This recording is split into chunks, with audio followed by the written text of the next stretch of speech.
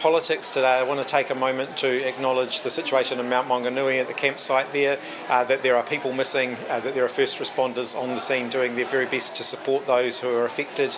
Our thoughts are clearly with all of those who have missing loved ones, and we're wishing those first responders all the very best in the very tough job that they have. I also do want to acknowledge that there's some extreme weather events happening around the country today and has been happening overnight as well. Once again, my message is to all New Zealanders: follow the advice of the relevant local authorities around how to respond to any weather events that are happening in your area. Right, so on to the campaign. 290 days left of this government, and we are going to be fighting every one of those 290 days to ensure that they do not get a second term. Nicola Willis said yesterday that she wasn't responsible for anyone losing their job. That shows just how out of touch she is and how lacking in accountability this government has been. They are not willing to accept the consequences of their own actions.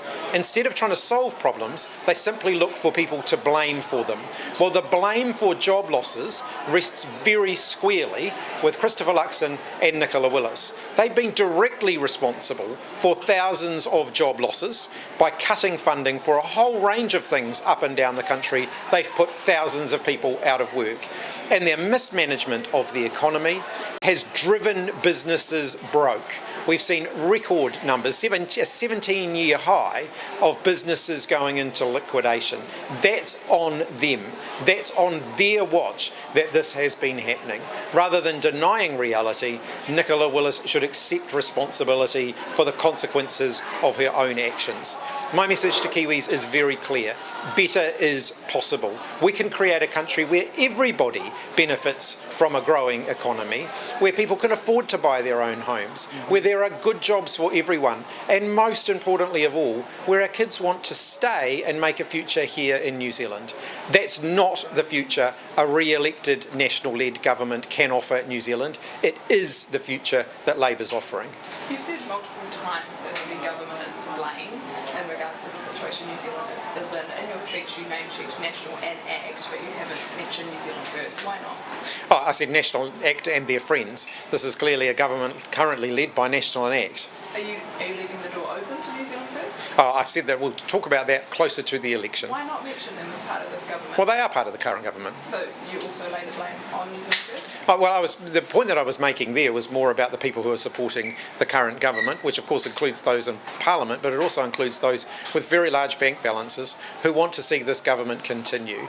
We're going to be up against a very, very well-funded campaign against us, including a very well-funded campaign of mis- and disinformation, of outright lies, and we're going to be calling that out. So you don't think New Zealand First has had a part to play in leading? New Zealand First has clearly been part of this government, and they need to accept their share of responsibility for this government's track record. Who are these donors you're talking about? What's that? Who are these big money donors you're talking about? Well, you can follow them. Doing so well. You can follow the money yourselves. If you look at where the donations coming on the other side of the political spectrum, they're coming from property speculators. They're coming from people who are doing very well in the current economy. They're not coming from the people who are struggling to make ends meet. Property speculators doing well in the current economy. House prices are coming down a lot more than they've come last year. Well, they've certainly got a government that's defending their interests with tax breaks for landlords while New Zealanders struggle to pay the bills. You had your away day caucus yesterday in Henderson. You've had your pep rally today in central Auckland. These were both places where Labour struggled in the last election. Was there a deliberate choice to do your first two main events of the year in Auckland? Absolutely. We want to win back Auckland. We've been working on the ground here for the last 2 years. It started with a lot of intensive listening, then a lot of ongoing work around policy, which you're going to see more of, as the year unfolds this year. But we are determined to really win back Auckland. Who will be your minister for Auckland? I'm not allocating any ministerial portfolios other than two, and I was very clear about that yesterday. In a Labour government, I will be the Prime Minister, Barbara will be the Minister of Finance. Everybody else knows, everybody in our team, and we've got an incredible lineup of potential ministers. They all know that first we have to earn the right to government. Do you think the long lockdowns was the big part of the reason that you lost there, or is there something else you looked at? There was certainly a big COVID hangover when we were campaigning in 2023. A lot has happened since then. The country has moved on. The challenges facing New Zealand now are different to the challenges we were facing 2.5 years ago. You also mentioned Nicola Willis in your speech and just here in your comments. What do you make of her not taking responsibility for those unemployment numbers? I think Nicola Willis is the only person in New Zealand who doesn't accept the fact that her decisions have led to people losing their jobs. She rejects it. Yeah, outright rejects it. It shows how out of touch she is with the consequences of her decisions. You talked a little bit about being an underdog this election. You said you're up against history, the odds are against you. Do you really think there's a pretty good chance you lose this election? We are absolutely realistic about the fact that it's going to be a tough election, but we are in this to win this. We are going to win this, but we know it's not going to be easy. We know we're going to have to work every single day. The Taxpayers Union poll that just came out had Labour ahead, but the centre-left bloc actually dropping down. Are you worried about that while you might be the largest party in the next parliament, you won't have any part of the government? We're going to be working very, very hard to make sure that we can put together a stable government for New Zealanders. My message to Kiwis is very clear. If you don't like this government, if you want a strong and stable alternative, Labour's offering that. Why do you think New Zealand is the surge in the so many polls? I think a lot of that is a dissatisfaction with the National Party.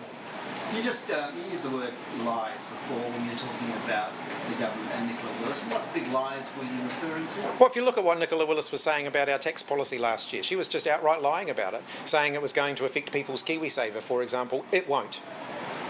Do you have any others? I mean, that's just one. I mean, do you have a litany of lies? I mean, Well, perhaps the biggest lie at the last election campaign was the fact that Christopher Luxon promised working families with kids $250 extra a fortnight. That was last Not election one campaign. single family has ever received that. that was last election campaign, and we're just talking about now. I mean, Yeah. you referenced one lie.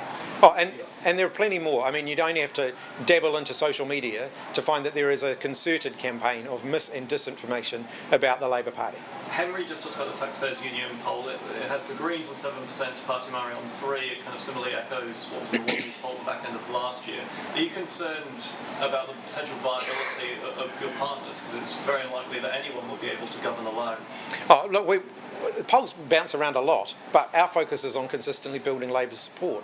Even in the dodgy Taxpayer Union poll, even if you look at that, Labour's support is significantly higher than it was on election day 2.5 years ago, and our goal is to continue to build further on that. Can I just go back to Simon's point in terms of why don't you have any other examples if you're going to call someone a liar? What other examples do you have? Well, I mean, the fact that they continue to scaremonger about what Labour will do, particularly around tax, talking about extra taxes, talking about all sorts, it's simply wrong. That's politics. They should speak for themselves. You engage in a little bit of politics, don't you? Politics is politics. Tarmac is proposing to expand access to trifecta to under 6-year-olds. What's your reaction to this? We funded trifecta for the over 6s. At that point, we were awaiting further advice on the under 6s. So decisions to extend the availability of pharmaceuticals has to be based on good medical advice. So if they're extending it to the under 6s, it'll be because the medical advice has indicated that that's a safe and responsible thing to do. And so, yes, we strongly support that. Is this too late? It can be a life-changing medication, but life-changing medications still need to be backed up by evidence, and good medical research. The advice that we had was that it was safe to fund for the over 6s, and we were awaiting advice on the under 6s. They clearly now have that if they're extending the funding to them. On property speculation, you're talking about them as the big donors before and the tax break. Have you got to exactly how you will reverse that sustainability? Is there a clear? Are you just taking it back to exactly as it was in 2023, or is there another way? We haven't announced our policy on interest deductibility yet. So you watch this space. Plenty more policy to come. Your goal on the biggest grassroots campaign that Labour has done. Yep. Can you just talk to that? If you look at successful campaigns around the world, they can start with small groups of people who recruit more. It's going to have a real grassroots flavour to it. So is that something that Labour hasn't done before? I think it's something that we continue to work on, and then Are you saying it hasn't been done well in the past? well, when you win, you win. And when you lose, you lose. And we certainly didn't win last time. We're going to win this time. You've been volunteering for the Labour Party for most of your adult life. Do you have a favourite campaign you're looking back on? The ones that we won. 902, nothing like that. Oh, look, they all have their high points and their low points. When you're talking about grassroots, what particularly are you talking about? Is it South Auckland where they failed to turn out last election? What particular focus can you do with South Auckland? I think around Auckland there are sort of three groups of people that we need to really work on. There were the groups of people who just didn't engage in politics last time, stayed home, and we know that a lot of that was in Labour-held areas. There are a group of people who were just generally disaffected at the last election, and then there were people who were particularly disaffected and grumpy with us. And those are the groups of voters that we're going to be really actively targeting here in Auckland. So what are you going to be promising those grumpy voters? Oh, well, there's plenty of policies still to come, but there will be some things that are specific to Auckland. It is our biggest city. It is a city that faces a number of challenges, but also that has huge opportunity. And so there will be some things that are quite specific to Auckland. I think the disconnect between Wellington and Auckland is partly perceived, but partly real. And we need to actually speak to that, and we will be during the campaign. Have you asked the Green Party for any tips on grassroots campaigning? Oh, look, they can do their own thing. Our relationship with the Greens is the same as it's always been. It's around co-opetition. You know, we can work together, and we do have a constructive working relationship with them when we need to, but we're also competing for votes. Donald Trump in his speech overnight in Davos appeared to get Iceland and Greenland confused on a number of different occasions. You know, our government's taken a relatively silent approach when it comes to dealing with foreign policy in the United States, etc. How would Chris Hipkins talk with Donald Trump? Donald Trump's threats to the independence of Greenland are completely unacceptable. New Zealand should continue to take a principled position, and that principled position should be to uphold international law and to support international institutions. Countries like the US shouldn't simply do their own thing. They should continue to work through global institutions such as the UN, such as the International Court of Justice, and so on. Do we carry on and do, as Christopher Luxon says, control what we can control, or should we be that loud, proud, independent voice on the international stage? New Zealand. How are you going to navigate that if you're Prime Minister? A lot of New Zealand's standing in the world, and this has an impact on our economic trading relationships with other countries, comes from the fact that we have been a principled and independent voice on the world stage. We haven't been the loudest, we haven't been the biggest, but we have been one of the most principled, and we should continue to do that. This current government have stepped back from that, and I think that's been the wrong choice for New Zealand. I've got a quick question on, maybe Willie wants to answer it, on Te Pāti Māori going through their shenanigans as it is at the moment. Yeah. Is this an opportunity for Labor, or is it a path to just staying in opposition because they're going to disintegrate? I don't know whether they're going to disintegrate or not, but we have an opportunity to win all the seats. We've got huge interest in the seats, got candidates lining up everywhere, and I think they're excited with what they're seeing in Labor right across the spectrum. So this is a real opportunity. We've got more candidates lining up now than we've had in coming up to 9 years that I've been part of Labor.